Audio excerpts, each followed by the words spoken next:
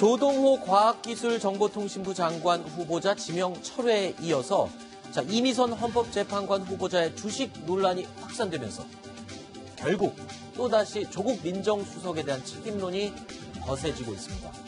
청와대 앞에서 울려 퍼진 민정수석 경질의 목소리가 조국 수석을 올가매고 있는 지금인데요. 민주당에서는 불현 조국 차출설이 또 떠오르기 시작했습니다. 결국 우리끼리의 인사에 집착하다 보니 볼 것도 안 보고 해야 될 것도 안 한 사실상 범죄에 가까운 직무유기라고 볼 수밖에 없습니다. 대통령께 다시 한번 말씀드립니다. 대통령 사과하십시오. 그리고 조국 등 인사 검증 라인 경질하십시오. 대표적으로 청와대에 조국 수석이 있지 않냐라고 했더니 조국 1순위 영입 선언 뭐 이렇게 다각적으로 좀 기사가 나왔던 것 같고요. 네, 그럼에도 불구하고 기왕 기사가 나왔으니까 이제 드리는 말씀인데 일단은 뭐 영입 1순위라고 해도 과언은 아니다. 박지원 변호사. 네. 아니 조국 수석은 본인은 무조건 임기 끝나면 학교로 그렇죠. 돌아가겠다, 교수 자리로 돌아가겠다고 계속 반복을 했는데 네. 지금 더불어민주당 쪽에서 영입 1순위라는 얘기가 아예 대놓고 나왔습니다. 대놓고 했다기보다는 전재수 더불어민주당 부산시 당 이장 네. 본인이 말하는 게 중요한데요.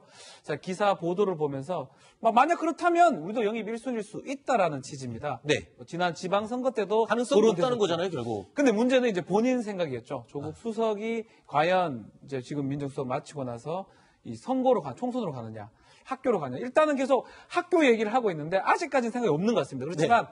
선거라는 게 사실 본인 하고 싶다고 네. 하고 안 하고 싶다 안 하고가 아니기 때문에 네. 조금은 봐야 되겠는데 아직은 아니라고 얘기를 하고 있는 상황입니다. 네. 21대 총선을 아직 1년 앞둔 상황입니다. 그렇다 보니까 각 당에서 인재 영입 목소리가 나오는 것도 뭐 이해할 수 있는 일일 겁니다. 하지만 조국 민정수석의 차출설에 대해서는요. 이런 얘기가 나오고 있습니다. 왜 하필 이런 상황에서 차출설이 나오냐라는 비판이 불거지는 이유가 있습니다. 인사 참사의 늪이 그 어느 때보다 깊어진 상황이기 때문이죠. 조국 수석, 국민께 석고대죄해도 모자랄 판에 오충진 변호사의 페이스북을 퍼나르고 있다는 제보가 있었습니다. 이 카톡에 여기 이 주소를 누르면 바로 오충진 변호사의 페이스북에 연결이 된다고 합니다. 만약에 이게 사실이라 그러면 조국 수석 인사검증도 하지 않고 이제 페이스북질 하다가 이제 카톡질까지 하는 겁니까? 유정 의원님, 네. 무슨 얘기입니까? 뭐 카톡, 인사검증 안 하고 카톡을 했다니. 네. 아까 이제 오충진 변호사 나오셨죠. 네. 이미선 변호사의 남편이 네. 장문에 이제 해명글을 본인이 올렸어요. 네. 그걸 이제 지금 조국 민정수석이 이제 다른 어떤 퍼나르기를 하고 있다. 이런 이제 지금 의혹을 제기를 한 건데. 네. 이제 조국 수석 같은 경우는 사실 뭐 꾸준히 정치적인 뭐 출마설이 있었지만 그동안 본인이 절대 안 한다고 이야기를 했었지 않습니까? 근데 지금 이제 이 시점에 이 이야기 나오는 이유는 사실 만약에 이미선 후보자가 낙마를 할 경우는 바로 그 책임이 조국 수석한테를 갈 겁니다. 그렇죠. 한두 번이 아니지 않습니까? 네. 더 이상 버텨내기 힘들 거예요. 자, 그런 상황이고 또 어떤 면에서 보면 민정비서관이라는 게 사실은 국민의 형편과 생활을 살핀다는 뜻이거든요. 한자어로 하면. 그렇죠. 근데 과연 이제 정말 그동안 국민의 민심을 살폈느냐 이런 이제 문제가 제기될 수가 있는 것이죠. 네. 또 하나의 문제는 이번 4.3 재보궐선거에서 경남 지역 민심이 굉장히 안 좋은 걸로 나왔지 않습니까? 네. 근데 부산 같은 경우는 지금 상당히 어떤 면에서 보면 좀 힘들다는 이야기도 많아요. 그런 면에서 비춰봤을 때는 지금 부산 지역 의원 같은 경우는 이제 발등에 불이 떨어졌죠. 네. 그러면 부산 지역에 누가 대표적인 사람이 하나 있어야 될 거 아니겠습니까? 자, 그러면 민정수석이, 조국 민정수석이 더 이상 상처받기 전에 네. 뭔가 테러를 만들어주는 차원에서 출마설을 나오는 것이죠. 자, 예를 들어서 그냥 낙마를 해버리면 굉장히 힘든 상황이죠. 김의겸 전 대변인 같이 그냥 낙마를 해버리면 정치적 재기도 어렵습니다. 그렇죠. 자, 근데 조국 수석 같은 경우는 하도 부산에서 나오라고 하니까 그냥 간다라고 하면 뭔가 정치적인 책임은 좀 모면하는 거죠. 인사에 대한 책임으로 나가는 게 아니라 그렇죠. 차출 때문에 내가 총선 1년 거다. 앞이니까 뭔가 차출이 나간다고 하면 모양새도 좋고 네. 이제 그런 부분들을 아마 부산 지역 의원들이 생각하는 게 아닌가라는 생각이 듭니다. 네. 꿈보다 멋진 해몽인 것 같습니다. 그렇구나. 이현종 의원께서 아주 해명을. 이 인사 책임론을 이제 차출론으로 지금 치환하고 있는 측면도 있고요. 또 한 가지 측면을 좀 생각해 볼 수 있는 게 불과 석 달 전만 하더라도 청와대에서 가장 타겟이 됐던 게 누구였습니까? 임종석 비서실장이었죠. 그렇죠. 예, 임종석 비서실장이 그만두고 나니까 이 뒤에 있던 이제 조국 민정수석이 지금 전면에 나온 측면도 있습니다. 그러니까 정치적으로 보면 대통령 측근이라고 하는 사람들이 야당의 공격 대상이 되는데 지금 잦은 인사의 어떤 이제 오류가 빚어지다 보니까 이 조국 민정수석이 좀 타깃이 되고 있는 모양새입니다. 자, 야당이 일컫는 이 인사 참사 공세에도 불구하고 민주당은 조국 민정수석 앞에 총선 출마라는 길을 깔기 시작을 했습니다. 그런데 조국 민정수석의 출마설은 사실 이번이 처음이 아니죠. 2018년 지방선거를 앞두고 부산시장 출마설이 돌기도 했었죠. 지난 지방선거를 앞두고 이제 부산시장 후보를 저희들이 물색하는 와중에 잠시 이제 뵙기도 하고 그랬더니 팔짝팔짝 뛰시더라고요. 정치는 안 한다. 자, 들으신 것처럼 전재수 의원의 표현에 따르면 조국 민정수석은 부산시장 출마 제의에도 펄쩍펄쩍 뛰면서 정치는 하지 않겠다라고 강하게 거부를 했습니다. 그럼에도 불구하고 민주당에서 조국 민정수석 출마를 포기하지 못하는 이유는 무엇일까요? 좀 선거 분위기가 좀 무르익거나 하면은 이미 언론 통해서 이제 나왔기 때문에 비공식 채널을 통해서 당 지도부와 청와대 저희들 부산의 의견을 전달을 하도록 하겠습니다.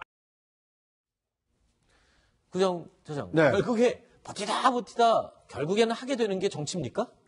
그런 대표적인 분이 한 분 계시죠. 지금 문재인 대통령입니다. 네, 문재인 대통령은 노무현 전 대통령의 서거 이후에 그 추모 열기를 정치적으로 어떤 풀어낼 수 있는 어떤 상징적인 인물로 사실상 뭐 운명처럼 이렇게 정치권에 그 입문을 한 분이고요. 그리고 조국 민정수석의 경우에는 운명처럼 문재인 대통령이 정치권에 입문할 때 함께 하고 싶은 동지로 거론한 첫 번째 사람 중에 한 명입니다. 2012년 총선을 앞두고 이 부산 지역의 여러 후보들이 출마를 했었는데요. 낙동강 벨트에 당시에 조국 서울대 교수도 함께 했으면 좋겠다라는 얘기를 문 대통령이 직접 한 바가 있습니다. 그때는 이제 사실 거부를 했었는데 결국 청와대 민정수석까지는 함께 했고 앞으로 내년 총선이 여권에 만약에 좀 어렵다 이런 분위기가 커진다라면 아마 조국 차출로는 더 거세지지 않을까 하는 생각이 듭니다. 자, 그러고 보니까요. 지금 양정철 전 청와대 홍보기획비서관도 조국 차출에 대한 힘을 싣는 그런 뉘앙스의 이야기를 했고 또 거기에 또 힘을 실어주는 사람이 바로 이호철 전 민정수석이에요. 잠시만요. 이렇게 되면 지금 부산파가 얘기 나올 수밖에 없을 것 같아요. 결국 부산파들이 조국 수석을 계속 땡기고 있다 이렇게 지금 봐야 되는 거잖아요. 네, 그러니까 부산파도 그렇지만요. 내년 총선에서 어떻게 보면 여야가 격돌할 때 가장 이 치열하게 격돌할 수 있는 지역이 지금 PK 지역입니다.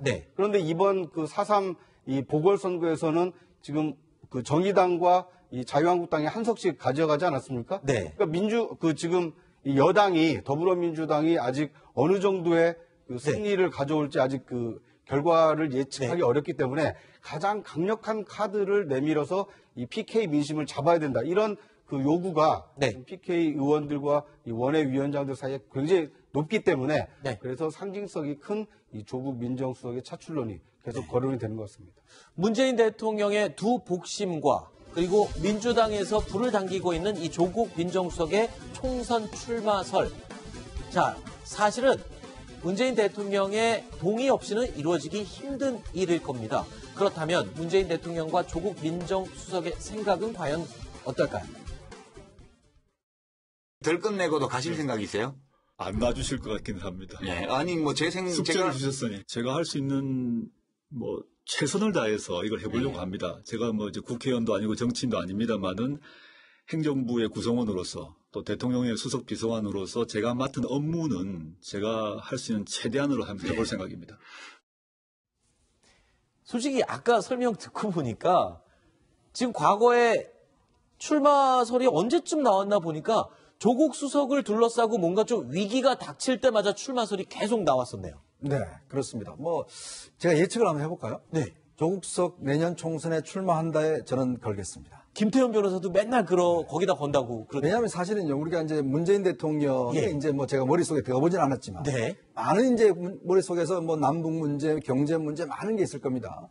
근데 이제 점점점 비중이 커지는 부분이 아마 내년 총선에 대한 이제 승리 여부일 거예요. 왜냐하면 사실은 지금까지 어떤 면에서 보면 많은 개혁 과제들이 이제 못했거든요. 그러면 사실은 내년 총선에서 다수당을 확보하지 못하면 사실은 뭐 거의 말짱 도루묵이 되는 그런 상황 아니겠습니까? 네. 자, 조국서도 그런 이야기 한 적이 있죠. 지금 국회는 촛불혁명 이전의 국회다라고 이야기를 한 적이 있습니다. 자, 그렇기 때문에 그러면 지금 문재인 대통령이 나가는 지금 비서관들한테 제가 알기로는 다 하는 이야기가 반드시 지역 가서 열심히 해라라는 이야기를 하는 걸로 알고 있어요.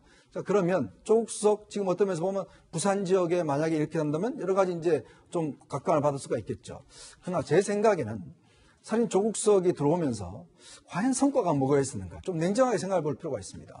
본인이 주장했던 헌법 개정, 그다음 검경 수사권 독립, 공수처 이루어진 게 있습니까? 여전히 하나도 없거든요. 결국 말만 앞서는 것이죠. 실제로 성과물이 없습니다. 그 어떤 정치적인 어떤 아젠다용으로서는 저는 되겠지만 행정가로서 예를 들어서 그럼 참모로서의 저는 기능은 거의 저는 성적이 없다고 봅니다. 자, 네. 그런 면에 비춰봤을 때는 물론 하나의 정치라는 것은 뭐 그것만 이루어지는 거 아닌 것이죠. 네. 그래서 하나의 뭔가 또 이벤트가 있는 것이고 그런 차원에서 본다면 여당으로서는 저는 거의 100% 조국석을 차출할 것이다 예측하고 싶습니다. 알겠습니다.